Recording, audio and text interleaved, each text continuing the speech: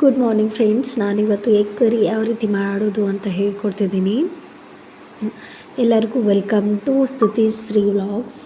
ನಾನಿವತ್ತು ನಾನು ಮಾಡೋ ರೀತಿಯಲ್ಲಿ ಎಗ್ ಕರಿನ ಹೇಳ್ಕೊಡ್ತಿದ್ದೀನಿ. ಅದಕ್ಕೆ ಬೇಕಾದಂಥ ಪದಾರ್ಥಗಳು ಕೊತ್ತಂಬರಿ, ಖಾರ, ಅಲ್ಲ ಬೆಳ್ಳುಳ್ಳಿ ಪೇಸ್ಟು ಎಲ್ಲನೂ ತೊಗೊಂಡು ನಾನು ಮಿಕ್ಸರ್ ಜಾರ್ನಲ್ಲಿ ಮಿಕ್ಸಿ ಮಾಡ್ಕೊಂಡು ತೊಗೊಂಡಿದ್ದೀನಿ. ಅದಕ್ಕೆ 3 ಎಗ್ಗನ್ನ ಬಾಯ್ಲ್ ಮಾಡಿ ಇಟ್ಕೊಂಡಿದ್ದೀನಿ. ಬೇಕಾದಷ್ಟು ಉಪ್ಪು, ಅಚ್ಚ ಖಾರದ ಪುಡಿ, ಅಲ್ಲ ಬೆಳ್ಳುಳ್ಳಿ ಪೇಸ್ಟು ಎಲ್ಲನೂ ಇಟ್ಕೊಂಡಿದ್ದೀನಿ. ಒಂದು ಕಡಾಯಿಗೆ ಎಷ್ಟು ಬೇಕೋ ಅಷ್ಟು ಎಣ್ಣೆನ ತೊಗೊಂಡ್ಬಿಟ್ಟು ನಾನು ಅದಕ್ಕೆ ಯಾವ್ಯಾವ ಇವಾಗಲೇ ನಾನು ಪದಾರ್ಥಗಳನ್ನು ಹೇಳಿದ್ನಲ್ಲ ಅದನ್ನೆಲ್ಲನೂ ಮಿಕ್ಸರ್ ಮಾಡಿ ಆಲ್ರೆಡಿ ತೊಗೊಂಡು ಇಟ್ಕೊಂಡಿದ್ದೀನಿ. ಸೊ ಅದಕ್ಕೆ ಒಂದು ಚಿಟಿಕೆ ಆಗೋಷ್ಟು ಆ ಎಣ್ಣೆ ಬಿಸಿ ಮಾಡಿಕೊಂಡು ಅದರಲ್ಲಿ ಒಂದು ಚಿಟಿಕೆ ಆಗೋಷ್ಟು ಖಾರ, ಸ್ವಲ್ಪ ಉಪ್ಪು ಮತ್ತು ಸ್ವಲ್ಪ ಇದನ್ನು ಅಷ್ಟನ್ನು ಕೂಡ ಏನು ಬಾಯ್ಲ್ ಮಾಡಿ ಕಟ್ ಮಾಡ್ಕೊಂಡಿಟ್ಟಿದ್ದೀನಿ ನೋಡಲ್ಲಿ ಪೀಸಾಗೆ ನೀಟಾಗಿ ಶೇಪ್ ಮಾಡ್ಕೊಳೋದನ್ನ ಕಟ್ ಮಾಡ್ಕೊಂಡು ಇಟ್ಕೊಂಡಿದ್ದೀನಿ. ಅದರಲ್ಲಿ ಇವಾಗ ಇದೇನು ಬಿಸಿ ಮಾಡ್ಕೊತಿದ್ದೀನಲ್ಲ ಖಾರ, ಉಪ್ಪು ಮತ್ತು ಮಿಶ್ರಣಕ್ಕೆ ಒಂದೊಂದೇ ಅದನ್ನು ಎಗ್ಗನ್ನು ಅಂದರೆ ಕಟ್ ಮಾಡ್ಕೊಂಡಿರ್ತೀವಲ್ಲ ಅದು ಒಳಗಿಂದ ಹೊರಗಡೆ ಬರಬಾರ್ದು. ಸೊ ನಿಧಾನಕ್ಕೆ ಒಂದೊಂದೇ ಎಗ್ ಪೀಸ್ನ ಅದರಲ್ಲಿ ಹಾಕಿ ಫ್ರೈ ಮಾಡ್ಕೊತಿದ್ದೀನಿ. ಯಾಕೆ ಫ್ರೈ ಮಾಡ್ಕೋಬೇಕು ಅಂತಂದರೆ ಈಗ ನಾವು ಸಾಂಬಾರು ಅಥವಾ ಕರಿಗೆ ಬೇಕಾದಷ್ಟು ಉಪ್ಪು ಖಾರನ ಹಾಕಿರ್ತೀವಿ. ಬಟ್ ಅದು ಕೆಲವೊಂದು ಸಾರಿ ಏನಾಗುತ್ತೆ ಅಂದರೆ ಈ ಎಗ್ಗಿಗೆಲ್ಲ ಹೋಗಿರೋದಿಲ್ಲ ಅಥವಾ ಕೋಟಿಂಗ್ ಆಗಿರೋದಿಲ್ಲ.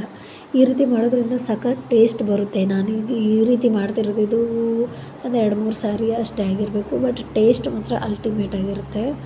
ಟ್ರೈ ಮಾಡಿ ನೋಡಿ ನೀವು ಒಂದು ಸಾರಿ ಈ ರೀತಿ ಮುಂದಕ್ಕೆ ಸರಿಯಾಗಿ. ಅಂದರೆ ಅದು ಒಳಗಡೆ ಇದಿರುತ್ತಲ್ಲ ಎಲ್ಲೋ ಪಾರ್ಟು ಹೊರಗಡೆ ಬರಬಾರ್ದು. ಅಷ್ಟು ನಿಧಾನಕ್ಕೆ ಸ್ವಲ್ಪ ನಿಧಾನವಾಗಿಯೇ ಮಾಡ್ಕೋಬೇಕು ಲೋ ಫ್ಲೇಮ್ನಲ್ಲಿ. ಅದನ್ನ ಅಷ್ಟೂ ಎಗ್ಸನ್ನು ಅದರಲ್ಲಿ ಕರೆದ್ಬಿಟ್ಟು ಒಂದೊಂದಾಗಿ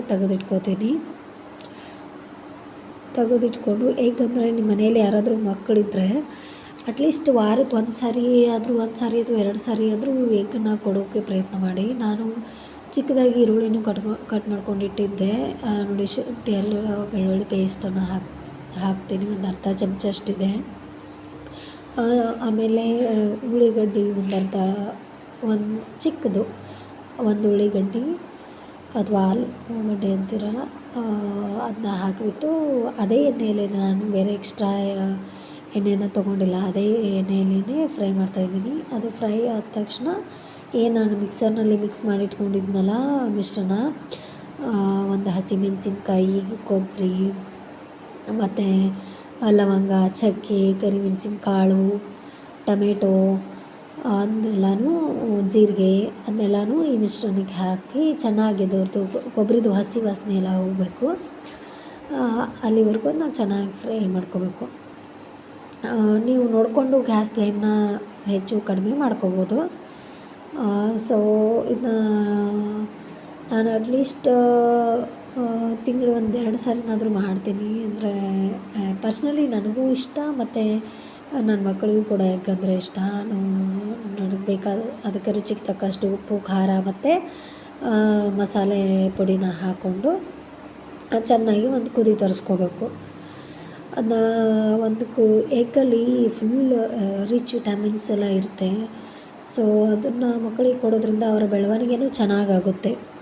ಅದರಿಂದ ಟ್ರೈ ಮಾಡಿ, ಬಾಯ್ಲ್ಡ್ ಎಗ್ಗನ್ನೇ ಕೊಡೋಕ್ಕೆ ಟ್ರೈ ಮಾಡಿ. ಯಾಕಂದರೆ ಇದು ಅದನ್ನ ಬೇಯಿಸಿ ಆಮ್ಲೆಟು ಎಲ್ಲ ಕೊಡೋಕ್ಕಿಂತನೂ ಬಾಯ್ಲ್ ಎಗ್ ಕೊಟ್ಟರೆ ಜಾಸ್ತಿ ನ್ಯೂಟ್ರಿಯೆಂಟ್ಸ್ ಸಿಗುತ್ತೆ ಅಂತ ಹೇಳ್ತಾರೆ. ಸೊ ಅದಕ್ಕೋಸ್ಕರ ಆದಷ್ಟು ಬಾಯ್ಲ್ಡ್ ಎಗ್ ಕೊಡೋಕ್ಕೆ ಟ್ರೈ ಮಾಡಿ ನೋಡಿ. ಈಗ ಅದ್ರ ಮೇಲೆ ಒಂದೊಂದೇ ಪೀಸಸ್ನ ನಾವು ಎಣ್ಣೆಲಿ ಕರೆದಿಟ್ಕೊಂಡಿದ್ವಲ್ಲ ಅದನ್ನ ಒಂದೊಂದೇ ಪೀಸ್ನ ಹಾಕಿ ನಿಧಾನಕ್ಕೆ ಕೋಟಿಂಗ್ ಮಾಡಿ ಒಂದು 5 ನಿಮಿಷನೂ ಹತ್ತಲ್ಲ, ಸ್ವಲ್ಪ ಕಡಿಮೆ. ಎಷ್ಟು ನನಗೆ ಕನ್ಸಿಸ್ಟೆನ್ಸಿ ಎಷ್ಟು ಬೇಕಲ್ಲ ಅಷ್ಟು ನೀರು ಹಾಕ್ಕೊಂಡು ನಾನು ಅದನ್ನ ಎಷ್ಟು ಥಿಕ್ನೆಸ್ ಬೇಕಲ್ಲ ಅಷ್ಟೇ ನೀರನ್ನ ಹಾಕ್ಕೊಂಡು ನಮಗೆ ಅಷ್ಟೇ ಜನಕ್ಕೆ ಆಗುವ ಹಾಗೆ ಕರಿನ ರೆಡಿ ಮಾಡ್ಕೊತಿದ್ದೀನಿ. ಇದು ಚಪಾತಿ ಜೊತೆನೂ ತಿನ್ನೋದಕ್ಕೆ ಚೆನ್ನಾಗಿರುತ್ತೆ, ಆಮೇಲೆ ರೊಟ್ಟಿ ಜೊತೆನೂ ಚೆನ್ನಾಗಿರುತ್ತೆ, ರೈಸ್ ಜೊತೆನೂ ಚೆನ್ನಾಗಿರುತ್ತೆ. ಟೇಸ್ಟ್ ಮಾತ್ರ ಅಲ್ಟಿಮೇಟ್ ಆಗಿರುತ್ತೆ. ಒಂದು ಸಾರಿ ಟ್ರೈ ಮಾಡಿ. ಸಾಕಷ್ಟು ಜನ ಇವಾಗ ಎಗ್ಗನ್ನ ಬಾಯ್ಲ್ ಮಾಡಿ ತುಂಬ ತಿಳು ಸಾರು ಥರ ಮಾಡ್ತಿರಲ್ಲ, ಆ ಟೇಸ್ಟ್ಗಿಂತನೂ ಈ ಟೇಸ್ಟ್ ತುಂಬಾ ಸೂಪರಾಗಿರುತ್ತೆ ಅಂತಲೇ ಹೇಳ್ಬೋದು. ಒಂದು ಸಾರಿ ನೀವು ಟ್ರೈ ಮಾಡಿ ನನಗೆ ಕಮೆಂಟ್ ಮಾಡಿ ತಿಳಿಸಿ ಯಾವ ರೀತಿ ಆಯಿತು ಅಂತ. ಮತ್ತು ನಾನು ಈಗ ಹೊಸದಾಗಿ ವೀಡಿಯೋಸ್ನ ಮಾಡ್ತಿರೋದ್ರಿಂದ ನನ್ನ ಕಡೆಯಿಂದ ಏನಾದರೂ ಮಿಸ್ಟೇಕ್ ಆಗ್ತಿದ್ರೆ ಅದನ್ನು ಕೂಡ ನೀವು ಕಮೆಂಟ್ ಬಾಕ್ಸಲ್ಲಿ ಹೇಳಿ, ನಾನು ಅದನ್ನು ತಿದ್ಕೋತೀನಿ. ಸ್ವಲ್ಪ ಟೇಸ್ಟ್ಗೋಸ್ಕರ ಲಿಂಬೆಹಣ್ಣನ್ನು ಹಿಂಡ್ಕೊಂಡು ಸ್ವಲ್ಪ ಕೊತ್ತಂಬರಿನ ಹಾಕಿದ್ದೀನಿ. Thank you.